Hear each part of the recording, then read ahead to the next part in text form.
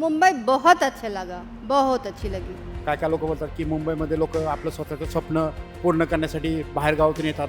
आयुष्याचं तेच सांगितलेलं आहे की वेळ पुढे चालत राहा पुढे चालत राहा. मुंबई शिकून जाते आपल्याला. मला मिसल पाव वडापाव लय फूड आवडतं मुंबईचं मला. इनिशियल कंडिशनला सर्वायवलला जेव्हा पैसे नव्हते जेवण करण्यासाठी तेव्हा वडापाववरच आपण दिवस काढलेले आहेत. कनेक्शन जुड़ जाता है. अच्छे लोग हैं यहाँ पे, दे आर वेरी काइंड. त्यांच्या संस्कृती, त्यांच्या भाषा, त्यांचा लोकसभ्य. मुंबईमध्ये जेव्हा मी फिरतो एखादा ट्रेनमध्ये किंवा लोकलमध्ये जरी मराठी माणूस बोलताना भेटला तरी मला आवर्जून त्याच्याशी बोलावं वाटतं. काफी अच्छी वाइब आती है और हमेशा हेल्पिंग नेचर के हैं सब लोग यहाँ पे. तर मुंबईत मराठी म्हणजे एक वेगळाच फिलिंग येऊन जाते मराठी म्हटल्या. मराठी तो आना चाहिए. मैं खुद भी यूपी वाला ही हूँ. फडणवीस साहेबांना विनंती करेन की महाराष्ट्रामध्ये तुम्ही जे लोक परप्रांतीय येतात त्यांना मराठी शिकण्याचं कंपल्शन करावं. तुम्ही जर का हळूहळू असंच हिंदी बोलत गेला किंवा दुसऱ्या लँग्वेज बोलत गेला तर मुंबईचं नाव महाराष्ट्राच्या नकाशावरून मिटण्याची शक्यता आहे. समोर अथांग सागर, मागे धावणारं शहर आणि मध्ये वसलेली लाखोंची स्वप्न. परप्रांतीय असो किंवा मुंबईकर, इथे हे शहर प्रत्येकाला सामावून घेतं. या शहराबद्दल मुंबईकरांच्या मनात नेमकं काय चाललंय जाणून घेऊया. आमचे प्रश्न, तुमचे विचार. मराठी मूड प्रस्तुत, चालता बोलता इन स्टायलिश. चला तर मग आज आपण जाणून घेऊयात कसा आहे मुंबईकरांचा मूड. हॅलो, नमस्कार. तुमचं नाव? आशना. ओके, तुमचं? कशिश.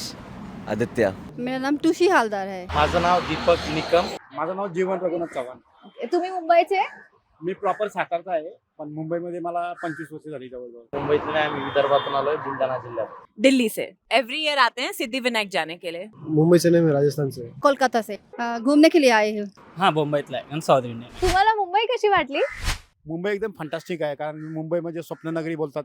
काय काय लोक बोलतात की मुंबईमध्ये लोक आपलं स्वतःचं स्वप्न पूर्ण करण्यासाठी बाहेर गावातून येतात. म्हणजे तुम्हाला इथे एकाच कम्युनिटीची लोक नाही दिसणार. इथे जवळजवळ इंडियातल्या प्रत्येक स्टेटमधून लोक येतात. मुंबई बहुत अच्छा लगा, बहुत अच्छी लगी। मस्त जकास. खूप छान.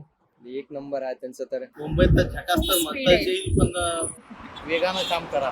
आयुष्याचं तेच सांगितलेलं आहे की वेळ पुढे चालत राहा पुढे चालत राहा. मुंबई शिकून जाते आपल्याला की पुढे चालत राहा, मागं बघूच नका. तुम्हाला मुंबईतली अशी कोणती गोष्ट आहे जी फार आवडते? मुंबईमध्ये मला हेच नरिमन पॉईंट आणि गेट ऑफ इंडिया फिरायला खूप आवडतं कारण की जेव्हा जेव्हा मला सुट्टी असते, आज संडे आहे, मी सुट्टी आहे, त्यामुळे मी इकडे नरिमन पॉईंटला फिरायला येतो, गेट ऑफ इंडियाला फिरायला येतो. औली में हमको इतना ऐसा वाटर बॉडीज नहीं है तो यहाँ पे आके इतना अच्छा लगता है और यहाँ का वाइब भी बहुत अच्छा है. और शाम को जब सब आ जाते हैं और सनसेट, तो ऐसा एक पब्लिक कम्युनिटी स्पेस जैसी वाइब आती है, तो अच्छा लगता है. मला मिसल पाव वडापाव लय फूड आवडतं मुंबईचं मला. अच्छा लगा, ये मेरीन ड्राइव अच्छा लगा और कांदा बटाटा अच्छा लगा और मुंबई के माणूस अच्छा लगा, मराठी लोग बहुत अच्छा लगा. साताऱ्यातले कंदी पेढे आहेत, तसेच मुंबईतला फेमस वडापाव आहे. तुम्ही तो वडापाव कधी खाल्लायत का? हो, वडापाव तर माझा एकदम फेवरेट आहे कारण वडापावची किंमत पण कमी आहे. 15-20 रुपयाला वडापाव भेटतो. आणि मुंबईमध्ये आल्यानंतर म्हणजे काही कधी कधी जेव्हा इनिशियल कंडिशनला सर्वायवलला जेव्हा पैसे नव्हते जेवण करण्यासाठी तेव्हा वडापाववरच आपण दिवस काढलेले आहेत. आता जसं तुम्ही म्हणालात की परप्रांतीयांची संख्या वाढते आपल्या मुंबईमध्ये आणि महाराष्ट्रात, तर असं वाटतं का तुम्हाला की व्यवसायामध्ये, बिझनेस क्षेत्रामध्ये मराठी माणूस कुठेतरी मागे राहतो असं वाटतंय का? कारण की आपलं मराठी माणसं आता साहजिक, आम्ही विदर्भातून आलेलो आहे. आमच्या मुलांना म्हणजे मुंबईत यायचं म्हटलं की सगळ्यात पहिले आता रील्स वर बघतात लोकल मधली गर्दी वगैरे, तर त्यालाच घाबरून जातात ते. दुसरी गोष्ट म्हणजे आमच्या इकडून समजा कोणी येणार असलं तर परप्रांतीय लोकांचं जर बघितलं तर ते फॅमिली घेऊन इथे येत नाही. आणि आपली एक आपल्या माणसाची इच्छा असते की फॅमिली घेऊन येतं, त्याला परवडणारा नसते, तो त्यांच्या फॅमिलीचा विचार करत असतो. परप्रांतीय लोक कसे येणार, ते एकटे एक रूम करणार, 4-5 जण राहणार, व्यवसाय करणार, पैसा गोळा करणार आणि जेव्हा त्यांची गरज झाली तेव्हा ते चालल्या जातात. आपल्या मुंबईमध्ये परप्रांतीय लोक पण येतात, तर अशी कोणती गोष्ट जी त्यांनी पण मुंबईतल्या मराठी माणसाकडनं शिकली पाहिजे? पहिली गोष्ट म्हणजे बघा, मुंबईमध्ये 30% लोक फक्त मराठी आहेत आणि 70% लोक बाहेरच्या स्टेटमधून डिफरंट स्टेटमधून येतात. त्यामुळं मुंबई जरी महाराष्ट्राची राजधानी असली तरी मुंबईमध्ये मराठी माणसं 30% असल्यामुळं लोकसंख्या फार कमी आहे मराठी लोकांची. आणि मुंबईतल्या मराठी माणसाकडनं तुला कोणती गोष्ट शिकायला मिळाली? मला शिकायला लय हेल्पफुल आहे ते लोक. आणि मला आहे ना की कुठे पण जातो ना तिथे ना असं करतास का मला मदत करतास. अच्छे लोग हैं यहाँ पे, दे आर वेरी काइंड. यहाँ के कैब और टैक्सी ड्राइवर्स भी बहुत स्वीट है और हेल्प करते हैं. और ऐसा जब भी हम आते हैं तो अपने आप से हमको मुंबई दर्शन करा देते हैं हर बारी. तो एवरीबडी इज वेरी स्वीट. त्यांच्या संस्कृती, त्यांच्या भाषा, त्यांच्या लोक सभ्य आणि कसं करतात ते राहते ते. संस्कृति कैपिटल सीखने के लिए है वो कांदा बटाटा और मराठी लोगों का भाषा मुझे वो थोड़ा बहुत समझ आया. मुंबईतला मराठी माणूस तुम्हाला कसा वाटतो? बहुत अच्छे हमें बहुत अच्छे लगते हैं और काफ़ी अच्छी वाइब आती है और हमेशा हेल्पिंग नेचर के हैं सब लोग यहाँ पे. They are very kind to tourist. हम लोग के लिए हमें लगता ही नहीं, हमें आउटसाइडर्स फील नहीं कराते. हमें ऐसे लगता है कि we are a part of you, we are a part of them. लय चांगला, हेल्पफुल, व्हेरी हेल्पफुल वाटतं मला. साहजिक आहे आपल्या मुंबईमध्ये परप्रांतीय लोक जास्त आहेत. हा, परंतु आता लोकलमध्ये एखादा नवीन माणूस आलो किंवा आता आम्ही नवीन मराठी माणसं आलो तर एक मराठी माणूसच मराठी माणसाला ओळखू शकते. दुसरा परप्रांतीय माणसाला काही घेणं देणं नाही की बुवा याला उतरायचं उतर काय, पण एक मराठी माणूस बरोबर आपल्याला मदत करतो. मराठी शब्द ऐकल्यानंतर तुमच्या डोक्यात काय येतं? पहिला प्रश्न मुंबईत आल्यानंतर. मराठी शब्द ऐकल्यानंतर माझ्या डोक्यामध्ये प्रथम स्वाभिमान जागृत होतो. कारण मी एक मराठी माणूस आहे आणि मराठीबद्दल मला खूप आपुलकी वाटते, मराठी लोकांबद्दल. आणि मुंबईमध्ये जेव्हा मी फिरतो एखादा ट्रेनमध्ये किंवा लोकलमध्ये जरी मराठी माणूस बोलताना भेटला तरी मला आवर्जून त्याच्याशी बोलावं वाटतं.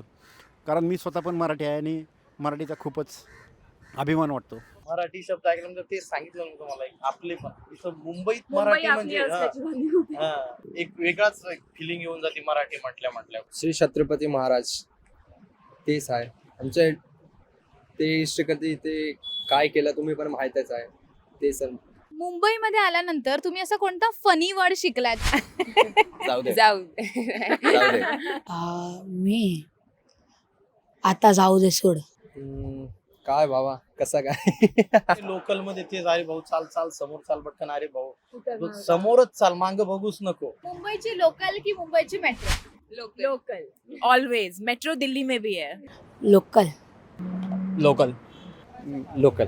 तर दोन्ही अनुभव घेतलेले आम्ही, लोकल पी आणि मेट्रो पण. लोकलचा पहिला अनुभव कसा होता जेव्हा तुम्ही मुंबईत आला तेव्हा? लोकलचा पहिला अनुभव म्हणजे असं नुसतं असं थांबलेलो होतो, म्हटलं आता चढू तोपर्यंत ट्रेन निघून गेली.